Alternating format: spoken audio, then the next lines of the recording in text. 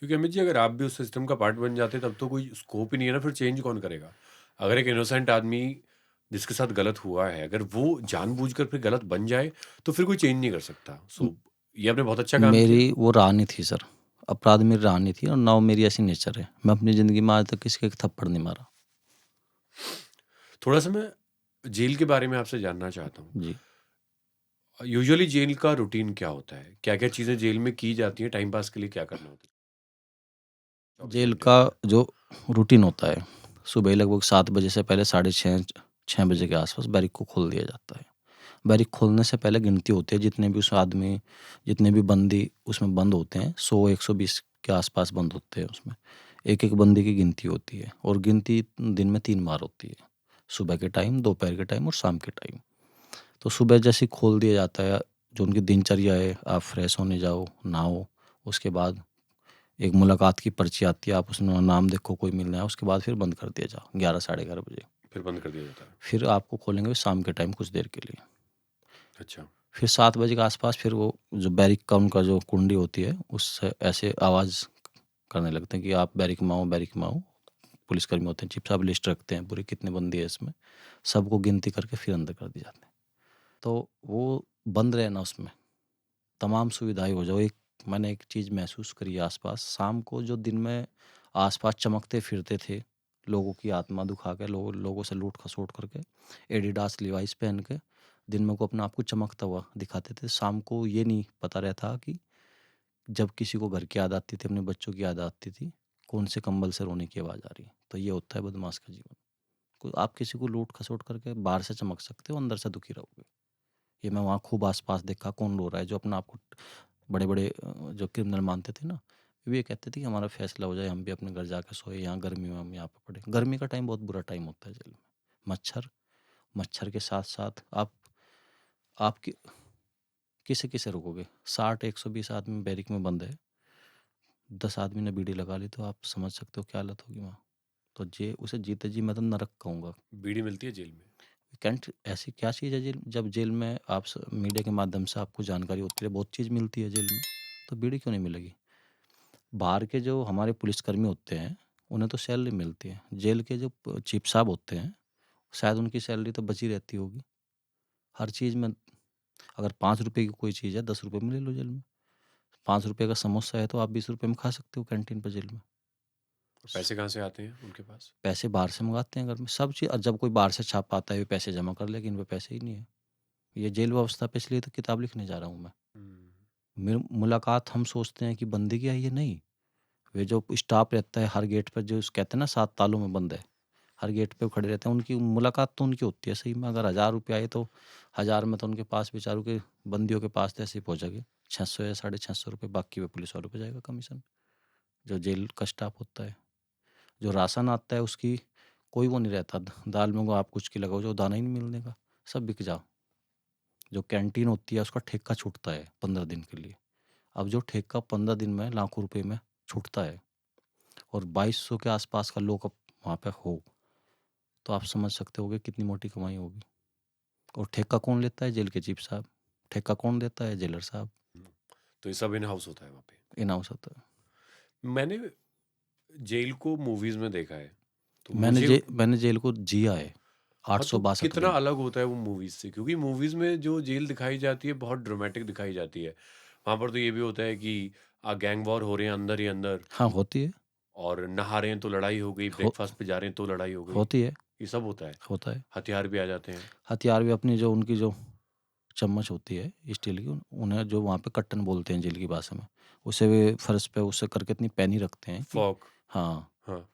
तो उसी का भी हथियार बना लिया। गिलास हुआ उनका, जो गिलास स्टील का कोई, तो उसे ऐसे, उसकी जो किनारी होती है उसे इतनी बारीक करते हैं कि वे ऐसे किसी का वो नहीं मारते कि अपनी हड्डी को वे दुख देंगे या अपने हाथ को दुख देंगे। ये तो गिलास रखते हैं, गिलास पात मार देते हैं, वो जो कट जाता है।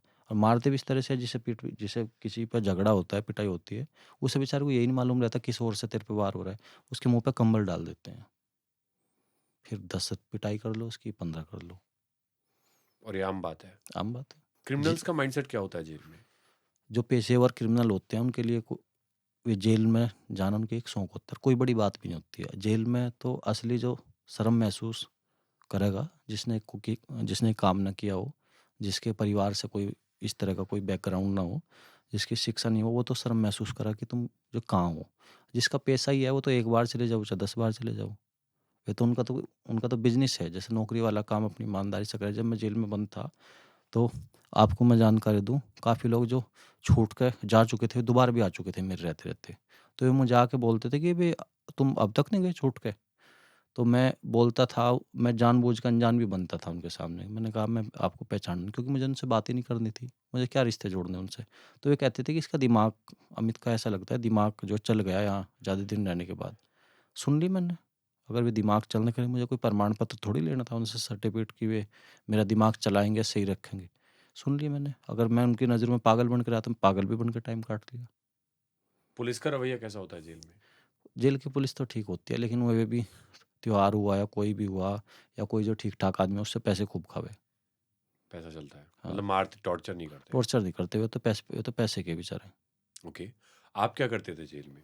जेल में मेरा रूटीन ये था, मैं सुबह उठता था, गिनती होती थी, उसके बाद फ्रेश होने के बाद नहाता था, नहाने के बाद पूजा करता था, और मंदिर होता है? मंदिर मेरी बैरिक में ही था। अच्छा। मंदिर तो हर बैरिक में होता है जिसमें, क्योंकि वहाँ भी वो भी एक अलग दुनिया होती है। मंदिर बड़ा मंदिर भी होता है, और एक हर बैरिक में मंदिर होता है। तो इत्तेफाक से मेरी जो जगह थी, आप ये भी कह सको कि भगवान के चरणों में थी वो। मेरी बराबर में किसी का फट्टा नहीं था। अच्छा। मेरा फट्टा ही मंदिर में था। तो यदि मैं सोता भी था, गर्मी लगती थी, उन कंबल से गर्मी निकलती है बहुत बुरी। उस कंबल पे मैं पानी की बोतल पंखे छिड़क, नहीं होते? पंखे बंद कर दे बहुत सी बार भी, अच्छा। मच्छर आते हैं फिर। तो जैसे ही वे जो कंबल थे उन्हें पानी गीले करके थोड़ा ठंडक सी महसूस हो, तो जो फर्श था उस पे मंदिर पे सफाई रहती थी सामने, तो कुछ मैं आधा मंदिर में रहता था और आधा उस फट्टे पे सोने के लिए, इतनी सी जगह में। तो मंदिर में रहा, भगवान की उसमें पूजा करी, भगवान ने आशीर्वाद दिया, और 2 चीज़ मांगी थी जेल में कि भगवान मेरे पुराने दिन लौटा दो। पुराने दिन तो नहीं लौटाए, लेकिन उसी कॉलेज में उन्हीं गुरुजनों के बीच मेरी परीक्षा दिलाई, और मुझे गलत रास्ते पर भगवान ने कभी सीख नहीं, ना मैं कभी हिम्मत आ रही कि मैं सुसाइड कर लूँ, या मैं इस चीज़ को फेस नहीं कर पा रहा। मैं इस दाग को लेकर मरना भी नहीं चाहता था कि मैं इस दाग को लेकर मर जाऊँ। माँ बाप ने कभी नौकरी नहीं मांगी, वे कहते थे कि हम चैन से मरना चाहते हैं। ये सारी चीज़ें हुई, फिर मैं गुड़गांव आया। गुड़गांव अजय चौधरी जो बार के अध्यक्ष हैं, उनके अनजान शख्स, जेल से आने के बाद? हाँ, जब गाँव से वो रबरिया गाँव वालों ने वो मुँह फेरा हुए गेट बंद करे, ये लोगों को पास खड़ा होने से रोका मुझे। मैं अपना गाँव ही छोड़ दिया, गाँव परदेस ही। गुड़गाँव आया भटकता हुआ। अजय चौधरी जी, वंदना मैडम है यहाँ पे। अजय चौधरी जी बार के अध्यक्ष भी रहे गुड़गाँव में। अनजान शख्स उनके पास जाके कहता है कि साहब आप मुझे अपने पास रख लो। उन्होंने कहा हम तो जानते नहीं आपको, कैसे रखें? मैंने कहा साहब आप रख लो, कितने पैसे लोगे? मगर जो भी आप देना चाहो। तो उन्होंने 3000 रुपये की मुझसे नौकरी कराई। गुड़गाँव में भीम चौक है, 5 किलोमीटर की दूरी है गुड़गाँव कोर्ट से। पैदल जाता था, पैदल आता था। एक जूस वाले भैया खड़े होते हैं वहाँ पे आज भी। उन्हें 100 रुपये की जर्सी पहनता था गुड़गाँव की सतह, सर्दी नहीं रुकती थी मेरी। तो ज़िंदगी में भूखमरी भी देखी, रोटी नहीं मिलती, 8 महीने ऐसे रह के एक ही टाइम खाना खाया। और रहते कहाँ थे आप? मेरे वेस्ट यूपी से एक साथी रहते थे, संदीप जी, यहाँ सेल्स में नौकरी करते थे। उन्होंने कहा कि मेरे पास रह लो। वे फ्री में रखने लगे, तो मैंने कहा फ्री में नहीं रहूँगा, तो 1000 रुपये मैं उन्हें देता था कमरे के। और शाम को गुड़गाँव गाँव में एक बाज़ार भरता है, सुरेंद्र शर्मा जी कोऑपरेटिव बैंक के चेयरमैन है वहाँ पे। उन्होंने अपने घर के बाहर के सामने मुझे आश्रय दिया था। गुड़गाँव की गलियों में मैं कैलेंडर और डायरिया तक बेची। लेकिन कभी ये नहीं सोचा कि मैं वापसी नहीं कर पाने का, या मुझे मेरे साथ परिवार नहीं है हुआ। खुद से ईश्वर को धन्यवाद दूँ कि मुझे बहुत, भगवान ने बहुत हिम्मत दी। मैं एक चीज़ जानना चाहता हूँ कि आपको बेल मिली 2.5 साल के बाद? हाँ जी। 2 साल 4 महीने कुछ हुँ। दिन के बाद। बेल किस बिहाफ़ पर मिलती है? क्या क्राइटेरियाज़ होते हैं? क्या आपके बिहेवियर का फीडबैक जाता है कि आप जेल में कैसे बिहेव कर रहे हो? जेल में देखो, अगर कोई जेल में आदमी बंद है, उसकी भी एक हिस्ट्री बनती है वहाँ पे। उसने झगड़ा कितनी बार किया है, उसका आचरण कैसा रहा, वो सब रिकॉर्ड रहता है।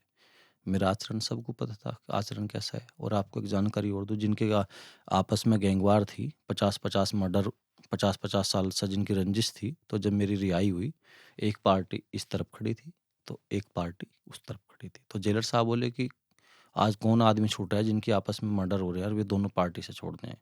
तो उन दोनों पार्टी के मुँह से ये शब्द निकले थे कि ये बच्चा बहुत अच्छा है, इसलिए हम इसलिए आए। और उन्होंने कहा था कि जेलर साहब के शब्द है, आज भी मैं उन्हें धन्यवाद दूँ कि अमित बाहर जाके ऐसा काम करना कि मैं तुम्हारी मिसाल दूँ, जेलर साहब ने कहा था।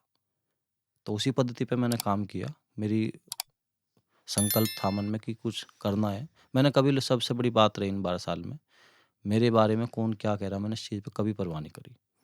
कोई गाली दे रहा तो उसकी बात भी सुन ली, कोई तारीफ़ कर रहा तो उसकी भी बात सुन ली, लेकिन किसी को रिएक्ट नहीं किया। अपने आप को मैंने ऐसा बना के रखा कि जैसे वे मेरे लिए दुनिया आपने अपनी वैल्यूज़ नहीं छोड़ी। वे मेरे अपना जैसे मैं अपने आप को ऐसा बना के रखा कि जैसे मैं उनके लिए दुनिया में ही ना हूँ।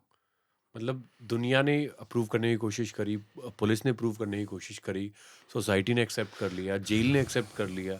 हर तरफ ये था कि आप एक क्रिमिनल हो, लेकिन आपने एक्सेप्ट नहीं किया था कि मैं एक क्रिमिनल हूँ। कभी नहीं तो किया। आप अपनी वैल्यूज़ के ऊपर रहे। So that's the spirit sir, ये लास्ट तक आपको कुछ बना के रखता है।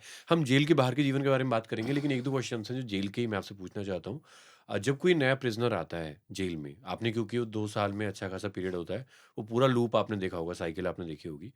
तो जो टेररिस्ट होते हैं, वो कैसे ट्रीट करते हैं न्यू प्रिज़नर्स को? क्या वो लाइफ़ जर्नी होती है? जब कोई वहाँ की जो साइकोलॉजी है, जो मुझे जहाँ तक मैं पढ़ पाया, जेल में बंदी अखबार बहुत पढ़ते हैं। अखबार में उन्हें और कुछ नहीं चाहिए।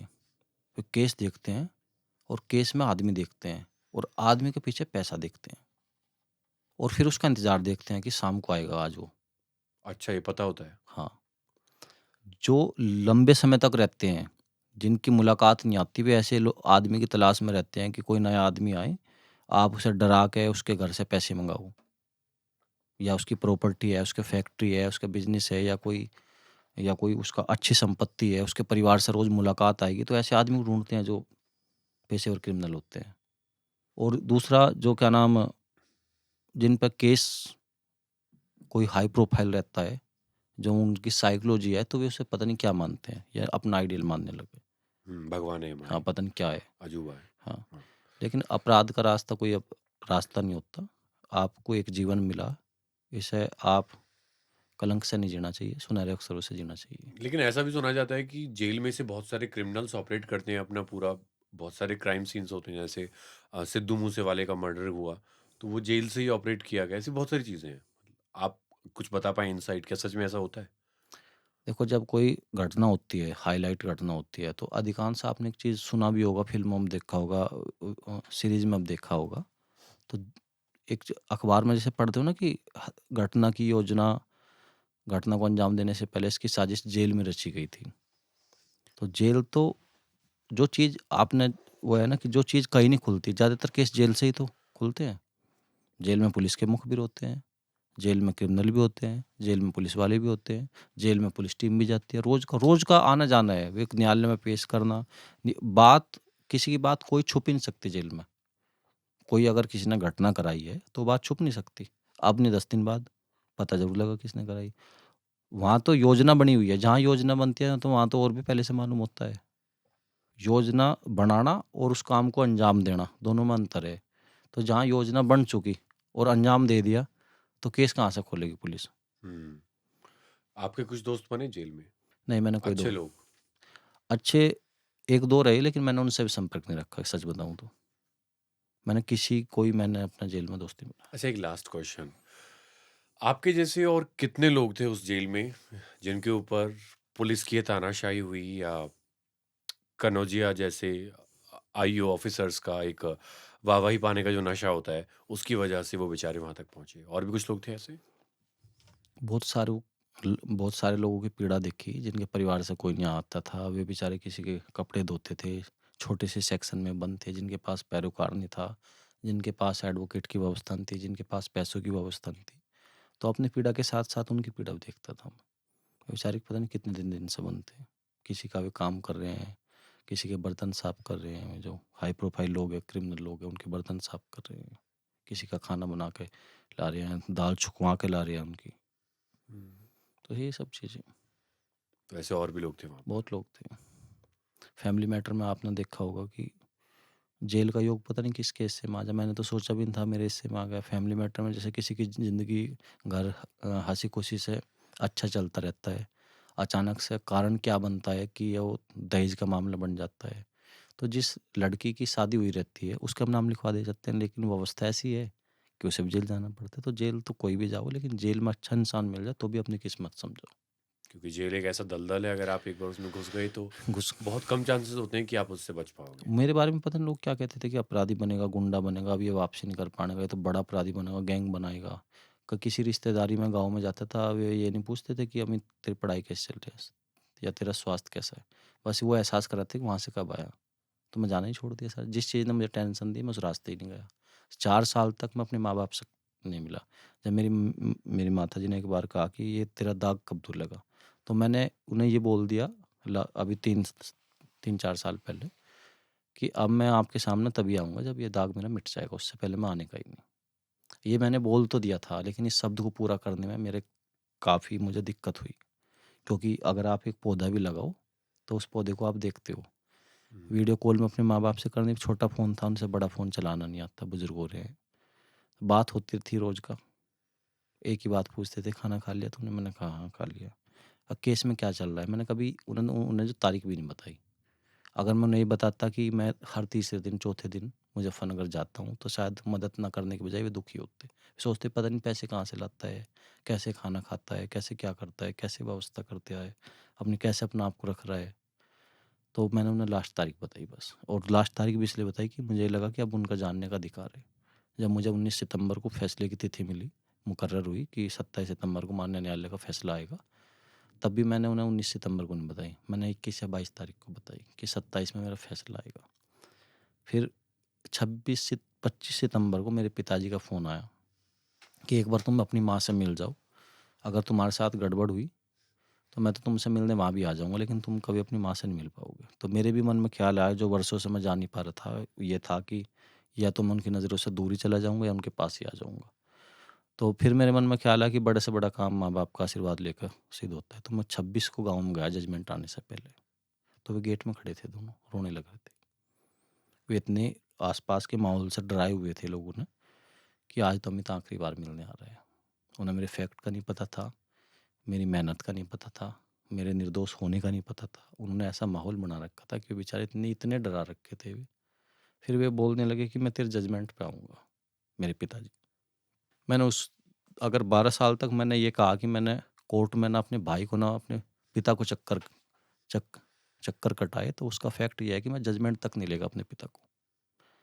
तो वे कहने लगे मैं जजमेंट पे आऊँगा। मैंने कहा आप आना मत। कह रहे क्यों ना आऊँ मैं? मैं कहा अगर मैं बरी हुआ तो आप खुशी ज़ाहिर कर लेना, और यदि मुझे सज़ा हुई तो आप आँसू बहा लेना। अगर आप वहाँ आओगे तो मैं अपना काम अच्छे से नहीं कर पाएँगा। तो मैं बुलाया नहीं था अपने पिता को जजमेंट पे। ये मैं अपनी लाइफ़ के डिसीज़न पूरे इन 12 साल में खुद लिए। जजमेंट पे आएँगे, उसके पहले गुड़गाँव वाला फ़ेज़ आया आपकी लाइफ़ में, आप बाहर निकले, आप वापस अपने घर गए, गाँव गए, वहाँ पर लोगों ने आपको गलत नज़रों से देखा। जूस वाले पैसे नहीं लेते थे और लोगों ने एक्सेप्ट कर लिया था कि आप एक क्रिमिनल हो। आपने हुँ, वो सब छोड़ा और वापस से एक रिवेंज लेने का सोचा, लेकिन इन अ पॉज़िटिव वे कि मैं खुद से लड़ूँगा अपना केस। हुँ। तो फिर आप गुड़गाँव आए, एक वकील के पास अपनी जॉब करी। उसके बाद आप मेरठ कैसे पहुँचे और वहाँ से एलएलबी, एलएलएम तक का सफ़र कैसा रहा? 22 नवंबर 2015 का वो दिन है, जब मेरठ के चौधरी चरण सिंह विश्वविद्यालय में अपने भाई के मित्र प्रशांत जी के पास पहुंचा। केपी हॉस्टल का वो 48 रूम नंबर था, अनजान शख्स था और अनजान मेरे लिए जगह थी। और ज़िंदगी के संघर्ष से भुखमरी झेल के मैं आया हुआ था। मुझे 2 टाइम का यहाँ खाना नहीं मिलता था गुड़गाँव में, 1 टाइम खाना मिलता। जब वंदना मैडम कोर्ट में मुझे ये बोलती थी लंच करने की, जाओ बेटा लंच कर आओ, तो मैं उस गुड़गाँव कोर्ट का चक्कर लगाता था और पानी पी के आके बैठ सकता था। पैसे नहीं रहते थे मेरे पास। 10-10 रुपए बचा के कभी जूस पी लिया, कभी जूस वाले ने फ्री पिला दिया, कभी मैडम ने समोसा खिला दिया, तो अपना पेट भरता था। शाम को कहीं भंडारा है या धार्मिक आयोजन है, दोपहर का तो खाता ही था, शाम का पॉलीथीन में ले जाता था। तो पीड़ा बहुत देखी ज़िंदगी में। जिसने रोटी का संघर्ष देखा हो तो बाकी संघर्ष तो मैं छोटा मान लूँ, जिसने रोटी का संघर्ष कर लिया। उसके बाद मैं ये सारे 8-10-12 महीने का जो मेरा पीरियड रहा, 2014 मार्च 2014 से 22 नवंबर 2015 तक, इस बीच में मैंने अपने एग्ज़ाम भी दिए, बीए कंप्लीट हुई 2015 में। 15 से 18 मेरी एलएलबी हुई और 18 से 20 मेरी एलएलएम की पढ़ाई हुई। एलएलएम कंप्लीट किया मैंने मेरठ के चौधरी चरण सिंह विश्वविद्यालय से। और जहाँ मेरे सपने टूटे थे, एलएलएम की जब पढ़ाई हुई मेरी, तो मैंने जेल पर ही रिसर्च करी। मैडम ने पूछा मेरे से कि आप शोध किस विषय पे करोगे? मैंने कहा जेल पे करूँगा। तो उन्होंने मेरे से क्वेश्चन पूछा कि जेल से जब आदमी आता है समाज कैसे व्यवहार करता है? अब मेरे से बेहतर इस सवाल को कौन बता सकता था? तो मैंने कहा जी सारे सवालों का जवाब आपके सामने खड़ा है, आप कुछ भी पूछ सकते हो। तो मैडम ने बात सुनी बड़ी गंभीरतापूर्वक और उन्होंने शब्द बोले कि गुरु के साथ साथ अपनी बड़ी बहन भी समझना। उनका आशीर्वाद मिला, उनका भी धन्यवाद है। उसके बाद जीवन में मेरे, जब मैं प्रशांत भाई जो है उनके साथ रहा, वो आदमी आया तो मेरी ज़िंदगी में दोस्त बन गया था, लेकिन उसने मुझे अपने परिवार का हिस्सा बनाया। उनके बड़े भाई का, पूरे परिवार का, एक-एक शख्स का, वे मुसीबत की घड़ी में मेरे साथ खड़े रहे। जब मेरे गिफ्ट के रिश्ते थे, जब ये मेरे से दूर थे, तब मेरे खुद के चुने हुए संबंध मेरे साथ थे। और एक-एक दोस्त का कर्ज़दार हूँ। अभी आपको मैं जानकारी दूँ, मेरे जो रूममेट थे, अभी यूपी में जज बने हैं, 5 जनवरी को जॉइनिंग हुई है उनकी। तो और जब मेरा 3rd डिग्री का दर्द होता था, तो वे अब जो जज साहब बने हैं, वे बेचारे पूरी रात मेरे पैर दबाते थे। खून के रिश्तों से ज़्यादा बड़े होते हैं प्यार के रिश्ते। तो पूरे कभी-कभी ऐसी भी नौबत आई कि जब वो पेन मेरे यहाँ से बढ़ता-बढ़ता मेरी पीठ तक आता था, तो रात को हॉस्पिटल में 1:30-2 बजे का समय रहता था, लेके जाते थे। जब मेरे फेस पे सूजन आई, तब मेरे दोस्त मेरे साथ खड़े रहे। जब मेरी तारीख आती थी, तो जितने भी दोस्त बने, जितने भी, ऐसा अगर मैं दोस्त नाम ले रहा हूँ, किसी का नाम नहीं ले पा रहा, तो शायद ही कोई दोस्त बचा होगा जिसने पैसे माँग के नहीं गया वहाँ। उन दोस्तों का तो बहुत बड़ा एहसान है जिन्होंने मुझे ये जंग जितवाई। बहुत सारी दुआएँ दी, बहुत सारा आशीर्वाद दिया। और जब अनाथ महसूस करता था मेरठ की सड़कों पे, अपने ऊपर मैंने खुद एक कोट्स लिखा था कि मैं अनाथ हूँ, मैं गुज़रा हुआ हालात हूँ, और महकूँगा एक दिन मैं भी अपनी खुशबू से, क्योंकि मैं खिलता हुआ गुलाब हूँ। और मुझे महकने का मौका माननीय न्यायालय ने दिया। और जब मैं न्यायालय में एडवोकेट के रूप में 2019 में अपने केस में प्रतिनिधित्व किया, तो ये वही वही कन्नौज जिया जी, जिसने सबसे ज़्यादा मुझे ज़ख्म दिए, ये आके, मैं अदालत के बाहर था, फिर मैं उन्हें देख के अदालत के अंदर, उस दिन उनकी एविडेंस थी। मैं अपने केस में 2019 तक मुझे सिर्फ तारीख मिली। कानून के गलियारे से होकर मैं गुजर के आया था। तमाम अंदर का अनुभव, अपनी किताबों का अनुभव और प्रैक्टिकल अनुभव, इन इन सब तीनों चीज़ों को लेकर मैं अपने केस में, और अपने केस में सिर्फ वो केस फाइल में नहीं चला, मेरे दिल पे चला, मेरे ज़हन पे चला, मेरी आंखों के सामने को चला। एक-एक शब्द मेरे उस केस की इतनी बारीकी से याद है। तो आईओ साहब आते हैं, मुझे कहते हैं, वकील साहब नमस्ते। कन्नौजिया जी। मैंने कहा नमस्ते। अक आप किसकी तरफ से हो? पहचाना नहीं था उन्होंने आपको? वो कह रहे आप किसकी तरफ से हो? माननीय न्यायाधीश महोदय भी सुन रहे थे इस बात को। तो मैंने कहा आप मुझे नहीं जानते? कह रहे नहीं। मैंने कहा आप मुझे नहीं जानते? मैं दोबारा क्वेश्चन किया ये। नहीं। मैं वही तो अमित हूँ जो आपसे मौत की भीख माँग रहा था। तो वो नज़रें चुराने लगा। तो उनसे एक ही सवाल पूछा गया, 12/10/2011 की घटना है, इस बात को आप गंभीरता से सुनना। 12/11 को 1 महीने बाद इस घटना का जो एकमात्र चश्मदीद गवाह है, इतनी हाईलाइट घटना है, डिपार्टमेंट का केस है, आपके थाने का सिपाही शहीद हुआ है, तो आपने इतनी लापरवाही कैसे करी कि जिसका बयान पहले ही दिन इतना ज़रूरी था कि आपने 1 महीने बाद लिया। 12/10 की घटना है, 12/11 को 1 महीने बाद बयान लिया और मुझे जेल भेज दिया 4/11 को अज्ञात के मुकदमे में। आपको कैसे पता लगा मैं था? मेरी शिनाख्त नहीं कराई, मेरा हुलिया नहीं दिखाया, तुमने मेरा लिंक तो साबित करो आप। जवाब नहीं बना, ऐसे तिरछी नज़रों से नीचे देखने लगे। उसके बाद बोले कि साहब, माननीय न्यायाधीश महोदय से, कि अमित की क्रिमिनल हिस्ट्री है।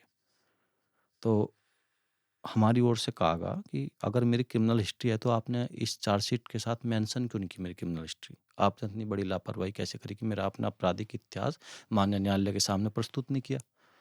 फिर मुझे भी ये लगा कि भाई हो सके ना कुछ जानकारी हो मेरी क्रिमिनल हिस्ट्री की। मैंने माननीय न्यायालय के सामने अपील करी कि अगली तारीख दे दी जाए, और आईओ साहब मेरी क्रिमिनल हिस्ट्री लाएंगे।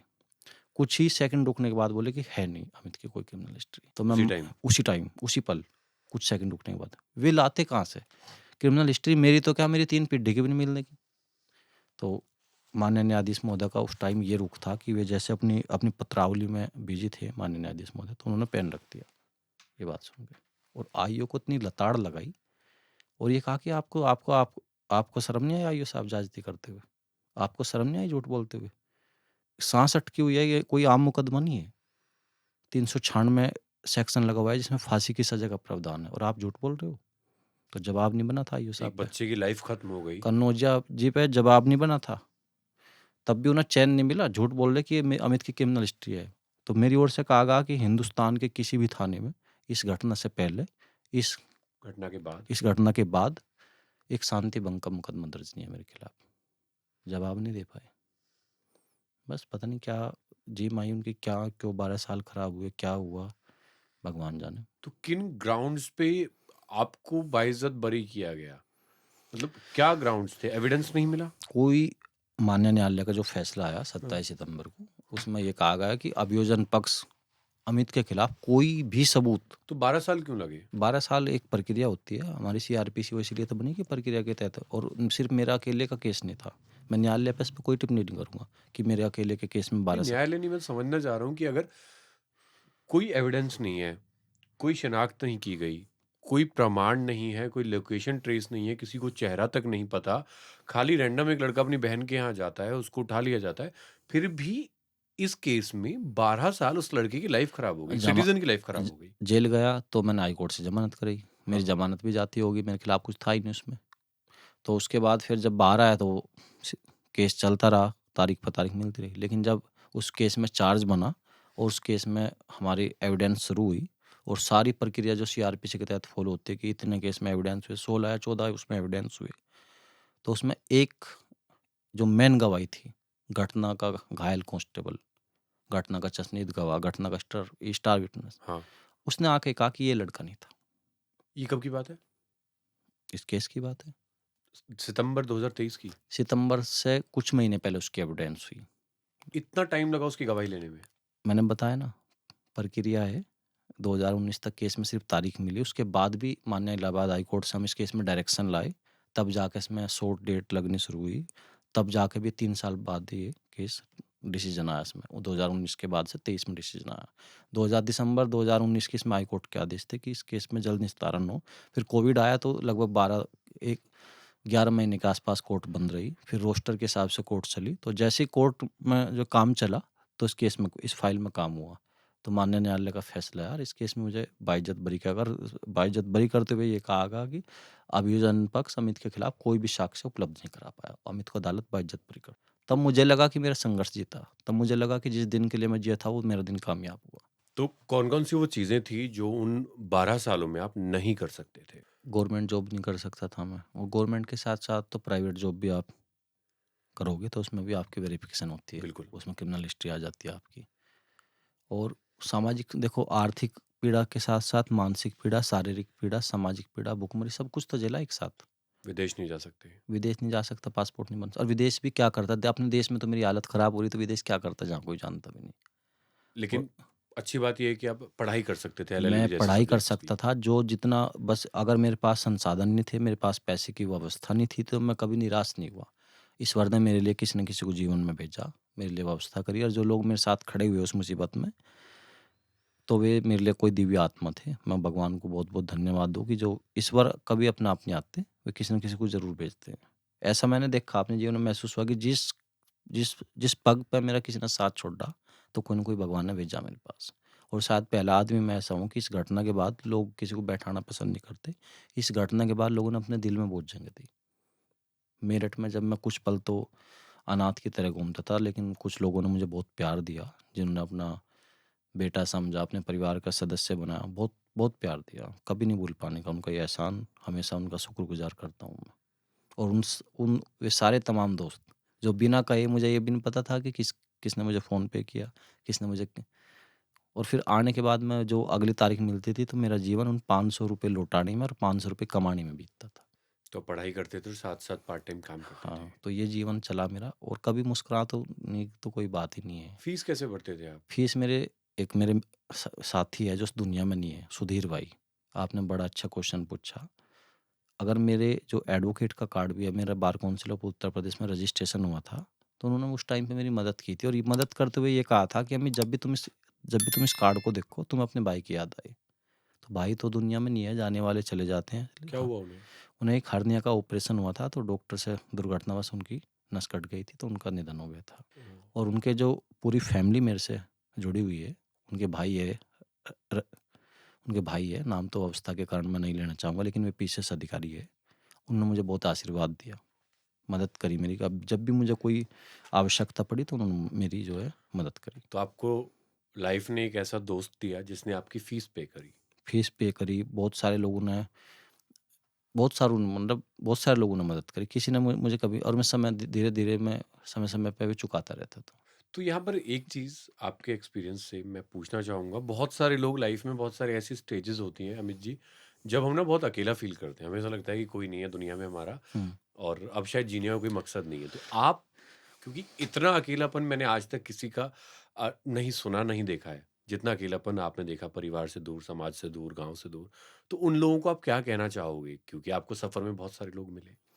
परिवार का जो प्यार होता है वो मुझे कभी महसूस नहीं हुआ। 18 साल की उम्र में जब मैं समझने लायक हुआ था तब मैं दूसरी जगह एंट्री हो गई थी मेरी, और दूसरी जगह एंट्री होने के बाद जब मेरा घर रहने का समय आया था वो टूटे हुए शरीर के साथ, तब ये सोचता हूँ कि कुछ दिन घर रहूँ, स्वास्थ्य का ध्यान रखूँ, वो भी नहीं रख पाया।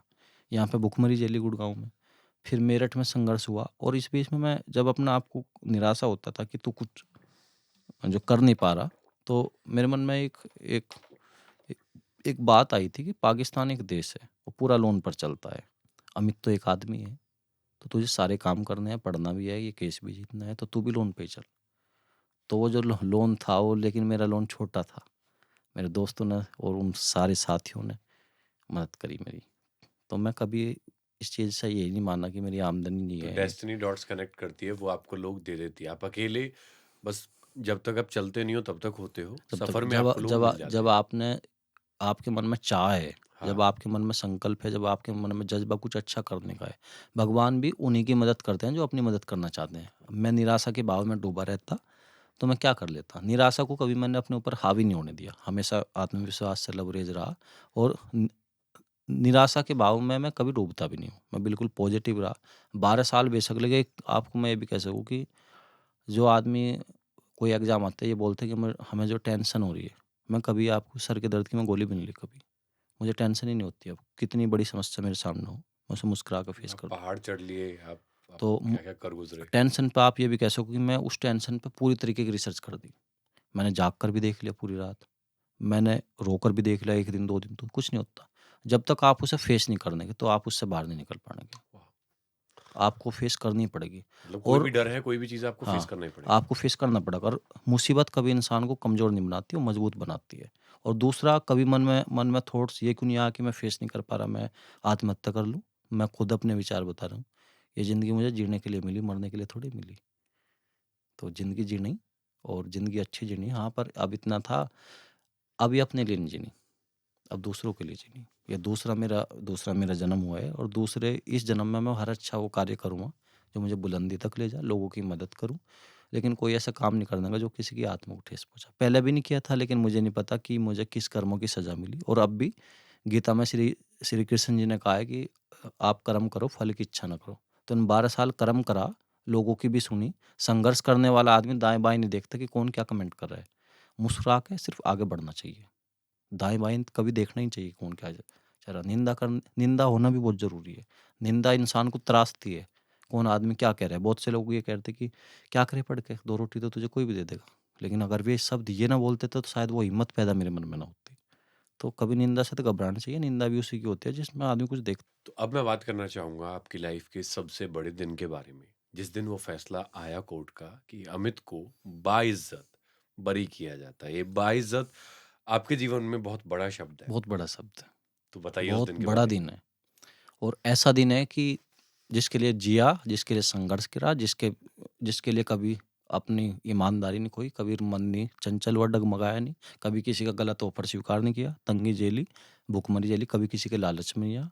ईमानदारी से सब कुछ फ़ेस किया, और ईमानदारी एक ऐसी चीज़ होती है, पता नहीं आपको कितनी बुलंदी तक ले जाए। चंचलता, झूठ आपका कुछ ही दिन चलता है, बाद में सच सबको पता लगता है।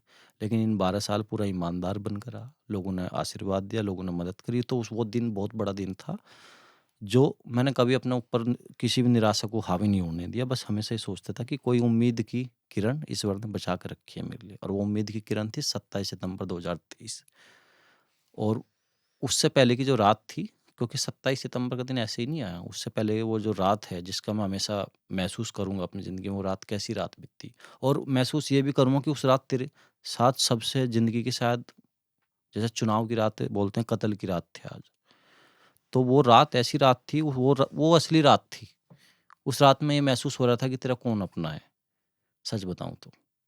जब किसी के बच्चे का फ़ैसला आता है, और ज़िंदगी का ये ना मालूम हो कि ज़िंदगी किस ओर जाएगी, तो हर कोई ये सोचता है कि एक बार चलो मिल ले, पता नहीं कौन है। लेकिन उस रात जो गिफ्ट के रिश्ते में पैदा लेके हुआ था, मेरे पास कोई नहीं था। जो मेरे खुद के चुने हुए रिश्ते थे, विपिन भैया मेरे साथ थे, पूरा परिवार मेरे साथ था, मेरे मेरे तमाम दोस्तों की शुभकामनाएँ साथ थी। और जब मेरा जजमेंट आया तो सुबह विपिन भैया और जो है हमारे चाचा जी, वो मुझे लेकर अदालत में गए। मेरे तमाम दोस्त सुप्रीम कोर्ट के कई एडवोकेट थे, मेरठ से कई एडवोकेट गए थे, और वे वही जिनका नाम लिया मैं, ये जो सुधीर भैया के भाई जो पीसीएस अधिकारी है, वे मुलजिम की बेंच पे बैठे थे। और मैंने कहा आप अंदर बैठ लो, कह रहे अमित तू भी तो बैठता था। तो उन लोगों का बड़प्पन देखो और मेरे प्रति प्यार देखो कि समर्पण भाव से वे खुद के चुने हुए रिश्ते मेरे साथ थे। एक मेरा साथी था जो मेरे गांव से ही आर्मी का जवान, छुट्टी लेकर दिल्ली से उस दिन अदालत में मौजूद था। सिर्फ इसलिए कि आपका फैसला हो गया। सिर्फ मेरा फैसला। मेरे तमाम दोस्तों ने उस दिन खाना नहीं खाया था, जितने भी दोस्त थे। फ्रेंड सर्कल मेरा थोड़ा बड़ा है, सामाजिक जीवन बहुत इन 12 साल में बहुत ज़्यादा जिया हुआ है। तमाम दोस्तों की दुआएं थी। दोपहर बाद ही सबने खाना किया। खाना खाया जब जजमेंट आया, और शायद वो मेरा जजमेंट नहीं था उनके बीच में, मैंने कभी उन्हें दोस्त नहीं माना। मैं जब उनके बीच में रहा, वो परिवार का मुझे प्यार नहीं मिलता था, तो उनके बीच में मैं ऐसे ही जीता था जैसे यही ज़िंदगी हो। उनमें एक वो प्यार खोजता रहता था। क्या शब्द थे जज साहब के? 2 बजे का फैसले का समय नियत हुआ था उस दिन, और मेरे आज भी याद है कि उस दिन मैं अपने कुछ प्रक्रिया में व्यस्त था कोर्ट की।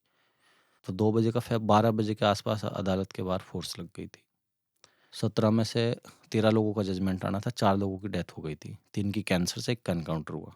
17 में से 13 लोगों का जजमेंट आया। इन 17 में कन्विक्टेड था कोई? हाँ, अच्छा, जो कन्विक्टेड था उसका एनकाउंटर हुआ।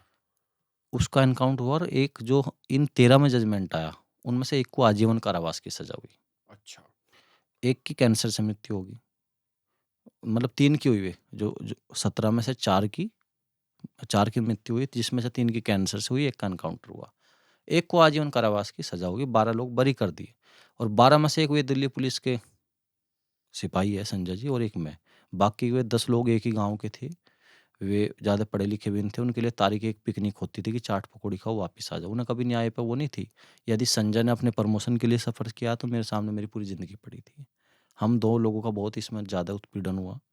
बाकी तो वे आज भी ऐसे ही है बेचारे, और पहले भी ऐसे ही थे। तो क्या संजय की जॉब चली गई थी उस टाइम पे? संजय की सैलरी रुकी हुई थी, लेकिन जॉब वो कर रहा था। लेकिन एक दाग, जिसने ईमानदारी के साथ जॉब की हो, मेडल मिले हो, तो एक विभाग में अपने दागी बनकर रहा। सिर्फ पुलिस वाला होकर पुलिस की गलती का शिकार हुआ।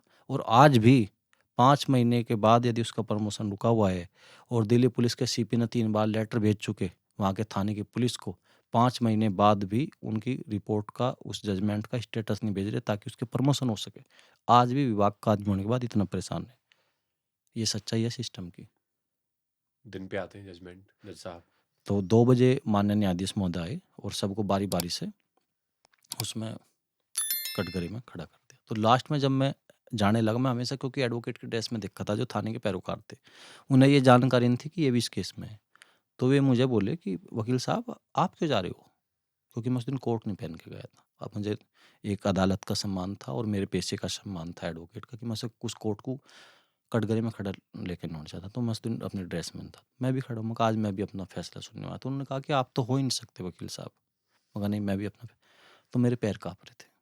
पता नहीं जीवन क्या हो। तो माननीय न्यायाधीश महोदय ने कहा कि अमित को अदालत बाइज्जत बरी करती है। अब योजन पक्ष से इसके खिलाफ कोई भी सबूत उपलब्ध नहीं करा पाया। उन्होंने उस गवाही का भी उल्लेख किया जो घायल कांस्टेबल था, उनकी गवाही को, और इसके अलावा अमित के खिलाफ कोई भी सबूत नहीं है, अदालत बाइज्जत बरी करती है।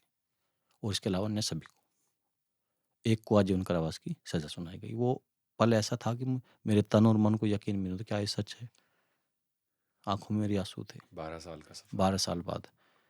और फिर माँ बाप से मिलने गए बाद में? माँ बाप से मिलने गया मैं। 29 सितंबर का दिन था। 27 को तो फैसला आया, मैं वापस मेरठ गया। 29 को एक बार फिर मुझे उड़ जाना था साइन करने जजमेंट पर, लास्ट जजमेंट उस दिन। जैसे 27 में एक पे दोष सिद्ध किया और हमें बरी कर दिया। 27 को जिस पर दोष सिद्ध किया, 29 सितंबर को उसे सज़ा सुनाई गई। कितनी सज़ा हुई, तब लास्ट दिन जजमेंट पर 29 सितंबर को साइन हुई। तब मैं वो साइन करने के बाद तब फिर मैं अपनी माता जी के पास गया। क्या रिएक्शन था माता पिता का और गांव वालों का? गाँव वालों से तो मैं उस टाइम पे कम ही मिला, लेकिन अब जैसे मिलता हूँ तो अभी मेरे पिता से जो ताना मारते थे, नंबर माँगते हैं। इतना अंतर आया है। Zero to hero. तो माँ-बाप खुश थे, उन्होंने भी सफ़र किया। रोते थे तो दोनों एक-दूसरे के सामने रोते थे। और नाउम्मीद ज़िंदगी को जब उम्मीदों का पंख लगता है, नाउम्मीद ज़िंदगी में जिया मैं 12 साल। और शून्य आदमी था कि पाने कुछ आज भी सब कुछ है, खोने को आज भी कुछ नहीं है। कि नाउम्मीद ज़िंदगी को जब उम्मीदों का पंख लगता है, शून्य से शिखर पर चलने में कहाँ डर लगता है। तो डर तो मेरा निकल गया था जब मौत की भीख माँग रहा था, अब तो आगे बढ़ना था मुझे उससे। गुलाब महक रहा है। गुलाब महक रहा है। मैंने खुद भी लिखा था कि जब अकेलापन फ़ील करा कि मैं अनाथ हूँ, मैं गुज़रा हुआ हालात हूँ और महकूँगा एक दिन मैं भी अपनी खुशबू से, क्योंकि मैं खिलता हुआ गुलाब हूँ। लेकिन जो लोग मेरे इस जीवन में आए, जो कुछ रिश्ते मेरे से छूटे, कुछ रिश्ते मेरे इस बीच में आए नए रिश्ते, उन सभी दोस्तों का, उन सभी परिजनों का अपने, मैं हृदय से, दिल की गहराइयों से धन्यवाद करूँ कि वे ईश्वर रूपी लोग मेरे जीवन में रहेंगे हमेशा। मेरा जीवन समर्पित भाव से उनके लिए एक आवाज़ पे हमेशा खड़ा रहूँगा उनके लिए क्या, और लोगों के लिए भी।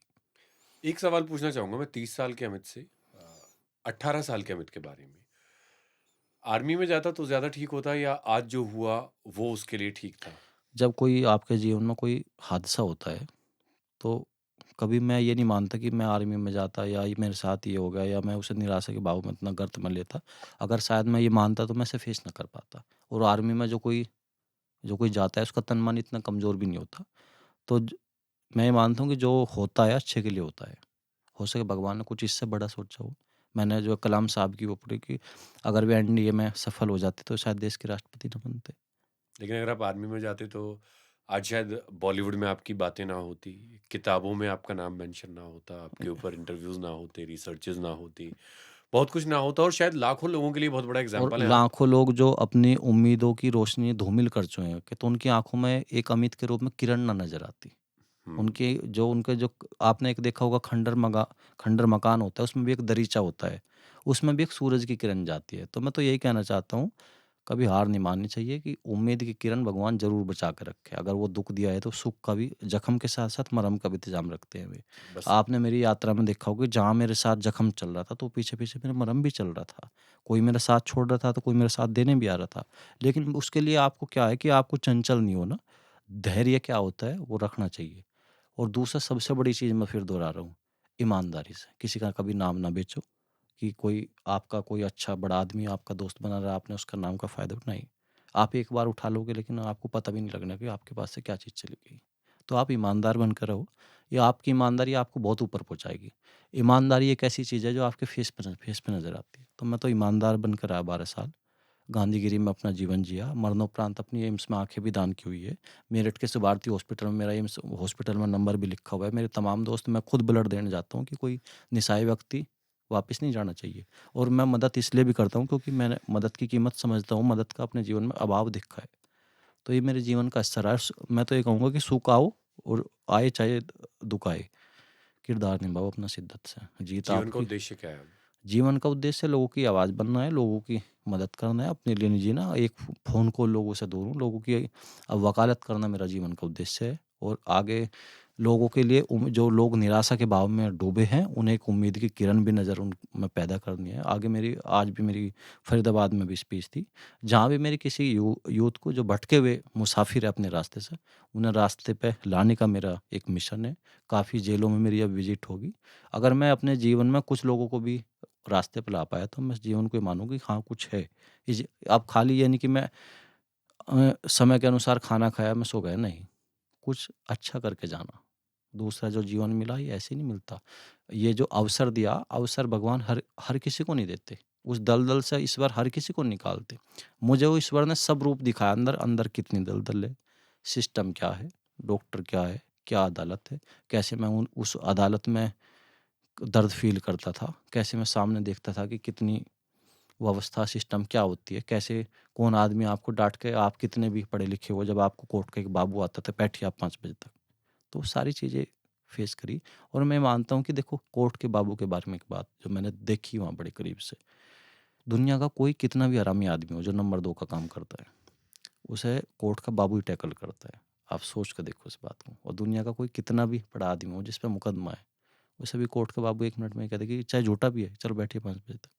लेकिन आप अच्छे हो और आप सच्चे हो, आपका व्यवहार ऐसा है, तो कोर्ट का बाबू भी आपको कहेगा बैठिए वकील साहब।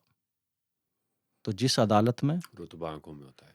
जिस अदालत में कभी हथकड़ी लग के मैं जाता था, वहीं एक संकल्प लिया था कि आज इस अदालत में अपमान हो रहा है, इसी अदालत में सम्मान पाना है। तो इस जिद के साथ 12 साल जिया। बहुत से लोगों ने वो भटकाने का भी प्रयास किया, लेकिन सुनी सबकी। सबकी असलियत पता लगी कि कौन तेरे बारे में क्या सोचता है। अगर ये मुसीबत ना आती तो शायद मेरे अंदर एक समझदार अमित का निर्माण ना होता। अगर ये मुसीबत ना आती तो मुझे ये ना पता लगता मेरा कौन अपना, कौन पराया। इस टाइम कनौजिया और वो डॉक्टर आपको देख रहे हैं अगर, या उनके जैसे और भी कुछ लोग जिनको हम बोल सकते हैं करप्ट हैं, तो वो कैमरा है, क्या बोलना चाहोगे? भगवान उनका भला करे और आगे मैं तो उन्हें यही सीख दूँगा किसी और को ऐसी उनके जो साथी हो, उनका अनुसरण बिल्कुल मत करें कि किसी की ज़िंदगी से ही खेल जाओ आप। हर कोई अमित नहीं बन पाता। अगर किसी का बच्चा सुसाइड कर लेता है या उनके टॉर्चर से उसकी डेथ हो जाती है। सिर्फ़ डेथ आदमी एक आदमी नहीं मरता, उसके पूरा पीछे परिवार कितने मरता है। वो मरने वाला तो मर जाता है। उसके पीछे जो बिलखते हैं उसे याद करके, वो हमेशा एक के लिए परिवार खत्म होता है, एक स्ट्रक्चर परिवार खत्म खत्म होता है होते हैं। पूरा। कितने लोग मरते हैं, कितने लोगों से क्या-क्या चीज़ छिन जाती है पता भी नहीं लगता है। मैंने तो देखा है बड़े करीब से पीड़ा को। तो अमित जी, मेरे क्वेश्चंस हो गए हैं, हालाँकि मन नहीं है, और भी बहुत सारी चीज़ें हैं, बट थोड़ा समय का प्रभाव होता है। जी। कोई भी ऐसी चीज़ जो मैं ना पूछ पाया हूँ, आप एड्रेस करना चाहते हो तो प्लीज़ फ़ील फ्री। बस अब मैं यही आपसे आपने क्वेश्चन तो लगभग सारे पूछे और फिर वो 12 दिन का संघर्ष नहीं है, 12 साल का है। मैं भी जितनी बार बात आपसे करूँगा कि नहीं हर बार जो है नई बात निकल के आएगी। वो दर्द था, वो समय था और वो 18 से 30 साल का समय था जब आदमी करियर अपना सपना होता है कि अपनी राह चुनूँ।